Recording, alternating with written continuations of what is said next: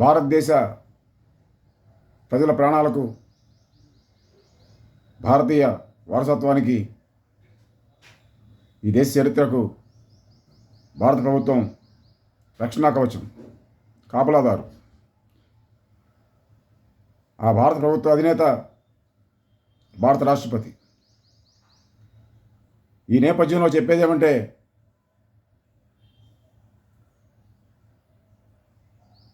అభయ హత్య వెనుక, అత్యాచారం వెనుక ఆమె మానంతో పాటు, ప్రాణంతో పాటు, ఆమె గౌరవంతో పాటు ఆమె పోరాట చరిత్రను కూడా శాశ్వతంగా సమాధి చేసి కుట్రదాగి ఉంది.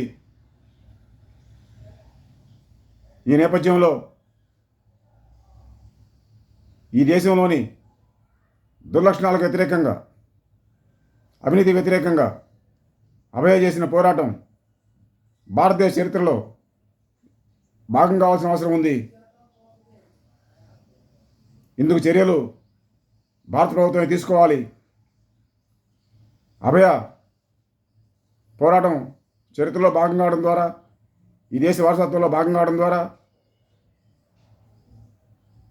సుందరమైన భవిష్యత్తు భారతదేశానికి వచ్చేందుకు స్ఫూర్తినివ్వగలిగే ఒకనొక అంశంగా అభయ నిలవాల్సిన అవసరం ఉంది.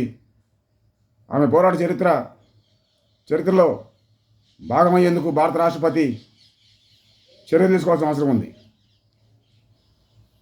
అభయ కలకాలం వర్ధిల్లును గాక.